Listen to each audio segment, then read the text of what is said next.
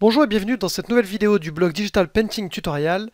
Pour faire suite à notre cas pratique pour peindre une bouche, voici l'épisode numéro 2 où on reprend où on s'était arrêté dans l'épisode précédent, à savoir créer les formes et les volumes de base pour ensuite rajouter les détails dans ce nouvel épisode.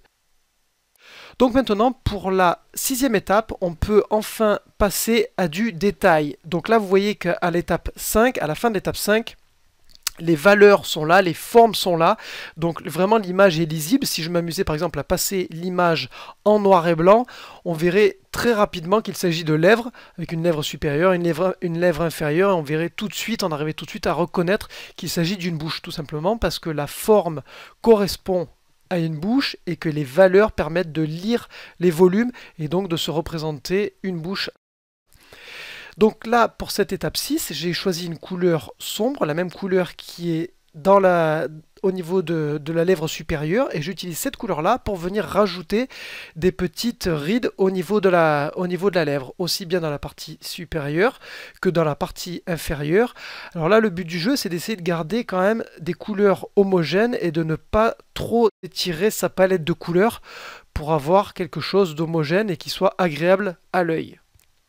Donc là, petit à petit, je viens rajouter en fait de petites ombres, puisqu'il s'agit en fait de petites rainures dans les lèvres, donc en fait des parties qui sont moins éclairées.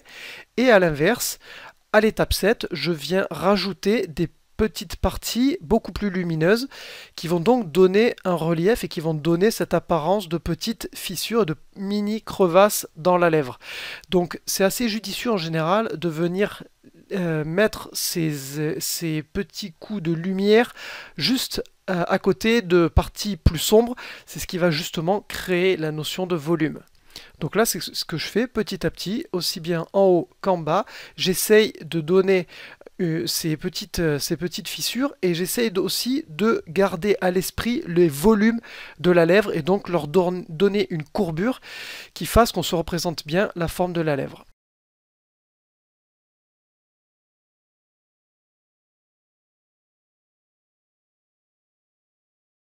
Enfin, dans la 8e étape, je viens rajouter de la brillance en fait à ces lèvres. Donc ça va vraiment dépendre de la texture des lèvres. Si les lèvres sont humides par exemple, ou s'il y a notamment du rouge à lèvres avec un effet glossy, etc.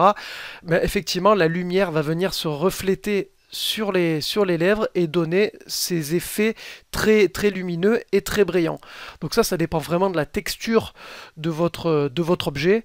Si vous avez un objet qui est très terne, eh bien évidemment la lumière ne va pas se refléter de cette manière-là. Si vous avez un objet qui est très lisse ou qui est humide par exemple, la lumière va se refléter de manière plus forte dessus et va donc créer cet effet de brillance. Donc pour obtenir cet effet de brillance, il ne faut pas hésiter à utiliser une couleur très clair. Alors, en général, je déconseille d'utiliser du blanc pur. C'est en général la bannière, de la même manière que le noir pur aussi. Ça a tendance à donner un effet qui n'est pas naturel, puisque dans la réalité, c'est très rare de trouver du blanc pur et du noir pur.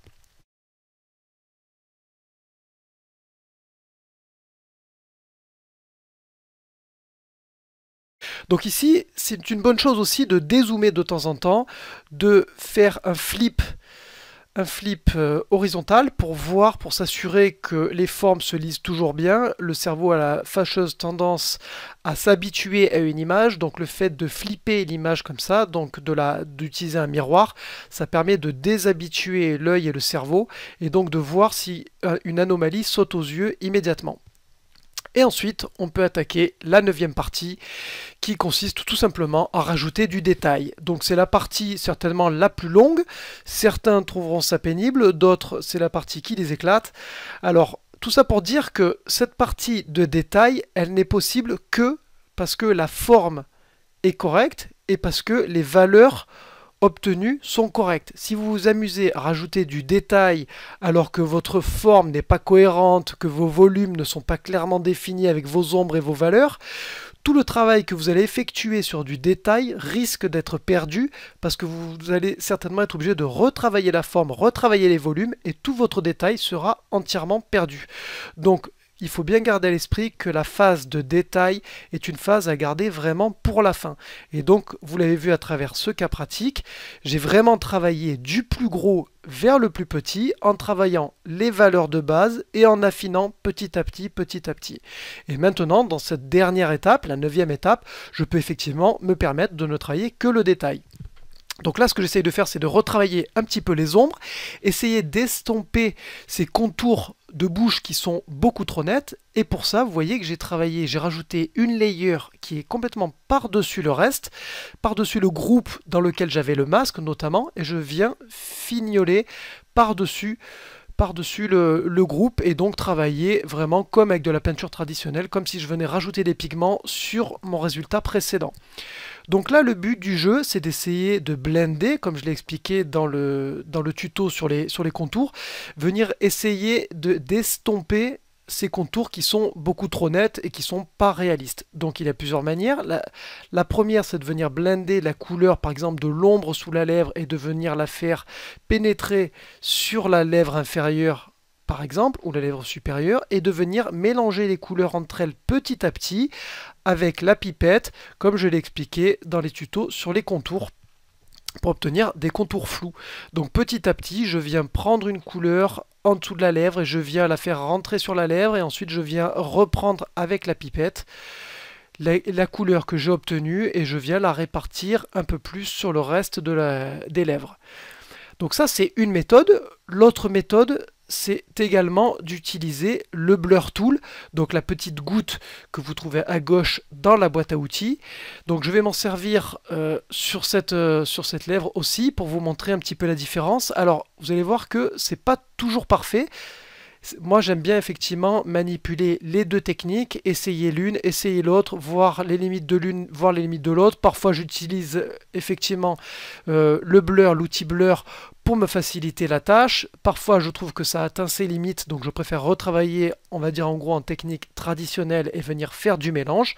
Donc là, vous voyez, par exemple, c'est ce que j'utilise. J'utilise donc le Blur Tool pour essayer vraiment de gommer et d'estomper cette lèvre supérieure qui est quand même beaucoup trop nette. Et petit à petit, comme ici par exemple, je reviens travailler en traditionnel et je viens remettre des pigments, des pixels, la couleur de la lèvre supérieure pour estomper ce contour beaucoup trop net. Donc là, j'ai rebasculé sur le Blur Tool et en fait je passe mon temps à passer de l'un à l'autre. Et là, petit à petit, je viens enlever cette lumière que je trouve un petit peu trop importante sur le dessus de la lèvre. Donc là, tout ce que j'ai fait, au lieu de gommer, je suis revenu prendre la couleur de base de la peau et je viens en repasser par-dessus la lumière. Ici, je viens assombrir le creux de la lèvre supérieure pour le prononcer un peu plus et qui garde un petit peu plus de volume.